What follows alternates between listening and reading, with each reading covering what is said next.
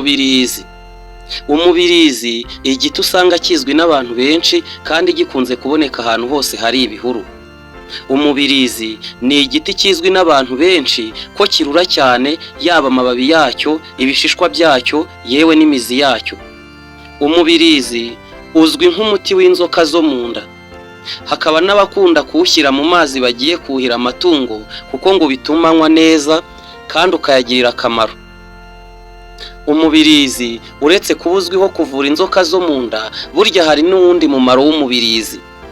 Umubirizi uvura izindi ndwara nyinshi zitandukanye, kandi burya umubirizi ni ikiribwa gishobora gutegurwa mu mafunguro yacu ya buri munsi, kikaba cyajya mu bwoko bw'imboga. Bivuze ko umubirizi ari imboga zihebuje. Iyi ni Cano mu Rwanashyaka Siriyake. Tugiye kurebera hamwe uburyo umubirizi ushobora kuvura indwara zitandukanye uretse kuvura inzoka zo mu nda, ndetse tunarebe n'uburyo wategura umubirizi ukawutunganya ukakubyarira amafunguro, kuko umubirizi ufite intungamubiri nyinshi, ukungahaye ku ntungamubiri wasanga no mu zindi mboga dusanzwe dutegura ku mafunguro yacu ya buri munsi. Mbahaye ikaze.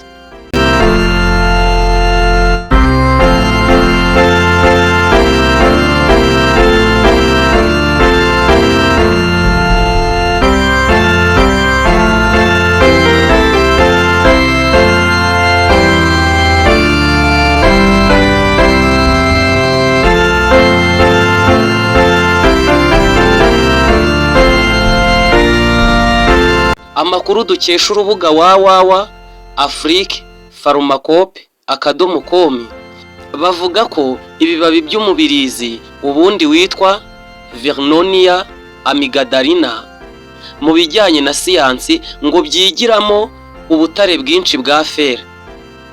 Iyi akaba ariyo mpamvu ukunda gutegurwa mu mafunguro atandukanye, cyane cyane mu bihugu byo muri Afurika y'Iburengerazuba ndetse n'iyo hagati. Hari kandi n'abateka ibibabi by'umubirizi bakabirya nk'imboga. Umubirizi uzwiho kuburura, ndetse buri gice cy'umubirizi kirarura, yaba ibibabi, igihimba ndetse n'imibizi yawo. Ariko ubwo burure bwawo ngo nibwo bugirira umubiri akamaro, kuko biwuvura ububabare butandukanye. Umubirizi rero ngo ufite ibyiza byinshi ku buzima bw'umuntu, ku buryo byaba byiza umuntu agiye awukoresha kenshi kugira ngo abone ibyiza byawo uko bikwiriye. Mu byiza by'umubirizi harimo kandi kuba utuma umwijima ukora neza, kandi ngo umwijima ugira akamaro gakomeye mu mibereho myiza y'umuntu. N'umuntu watangiye kugira ibibazo by'umwijima ngo ashobora kunywa amazi y'akazuyazi arimo umubirizi bikamufasha. Umubirizi kandi wifitemo ubushobozi bwo kugenzura ibinure bibi mu mubiri, ibi bizwi nka cholesterol.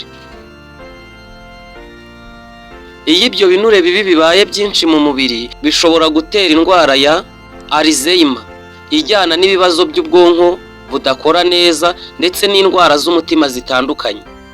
Umubirizi kandi ufasha mu kurinda kanseri y'ibere, kuko bimwe mu bifasha kwirinda kanseri y'ibere harimo guhorana ibiro biringaniye no kugira umurimo w'imbaraga umuntu akora, icyo tuzi mu rurimi rw'Igifaransa nka activité physique.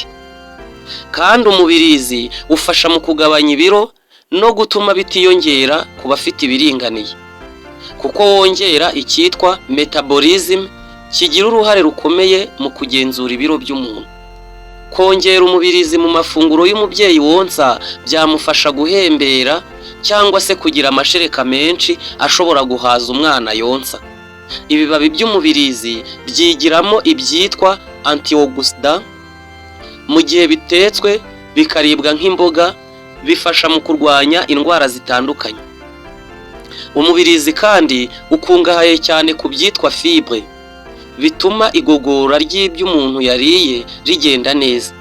Umubirizi ufasha abantu bakunda kugira ibibazo bitandukanye mu gifu, n'abakunda kwituma impatwe cyangwa se icyo tuzi nka constipation. Umubirizi kandi ngo ni umuti ukomeye w'umuriro.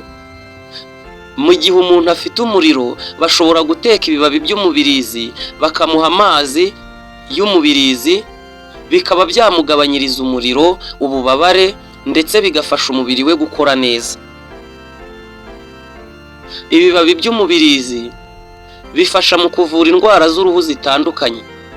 Akandi kamaro k'umubirizi gakomeye ni uko wifitemo ubushobozi bwo gusukura mu mubiri imbere ndetse ukanafasha mu kuvura abantu bagira ibibazo byo kuzana amagara, ikizwi mu rurimi rw'igifaransa nka les hémorroïdes. Twese tuzi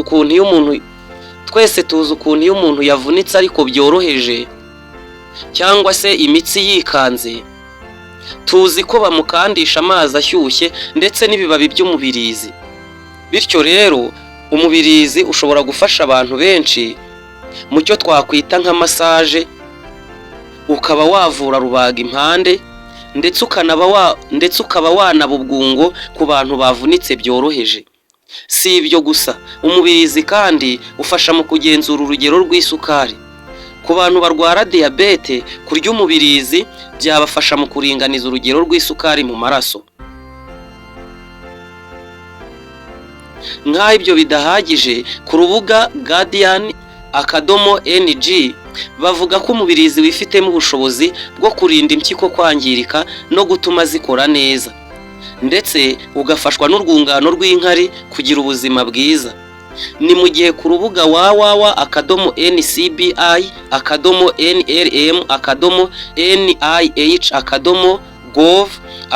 www.ncbi.nih.gov/PMC bavuga ko umubirizi wongera amahirwe y'uburumbuke ku bagabo kuko ufasha intangangabo gukomera no kugira ubuzima bwiza. Dutangira ikiganiro twababwiye ko umubirizi ushobora kuba ikiribwa nk'izindi mboga zose.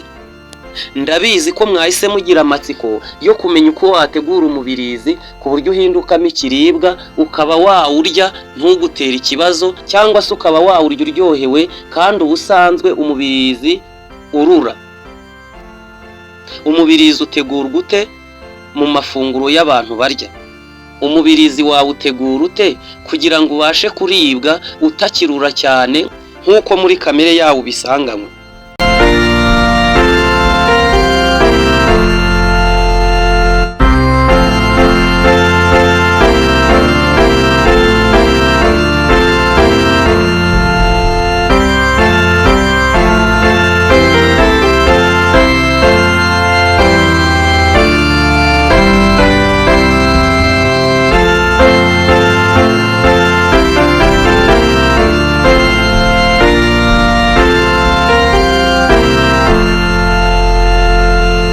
Burya ngo umubirizi ni ikiribwa cyiza cyane gikoreshwa nk'imboga.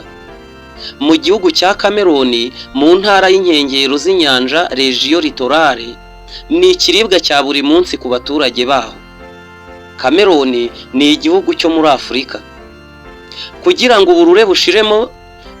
uburure bushire mu mubirizi, ufata ibibabi ukabyoza, ukamena amazi, nibura ukabikora inshuro ziri hagati y'enye n'eshanu. Ubundi ukawukatamo uduce duto duto, ugateka, ukaba wawongeramo ubunyobwa, amafi cyangwa se n'izindi ndyoshya ku buryo wawukoramo imboga cyangwa se isosi nk'uko dutuwe tubigenza ku bindi birungo byose.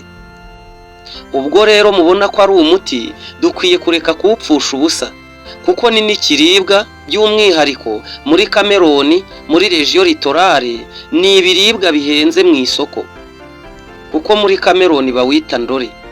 Ubwo rero bene amaguru ngurwo urukwavu, reka turyoherwe n'imboga nziza cyane kandi ziryoshye zaturutse mu mababi y'umubirizi. Mbashimiye cyane ko mwari mudukurikiye kandi ko mwaduhaye umwanya wanyu. Ibiganiro byacu byo nakagaruka, tuzasubira. Mbibutsa ko mwari mukurikiye channel Murwanashyaka Siriyake. Mutwandikire muri komenti niba mwifuza ko twabakorera ikiganiro ku nsanganyamatsiko runaka mwifuza.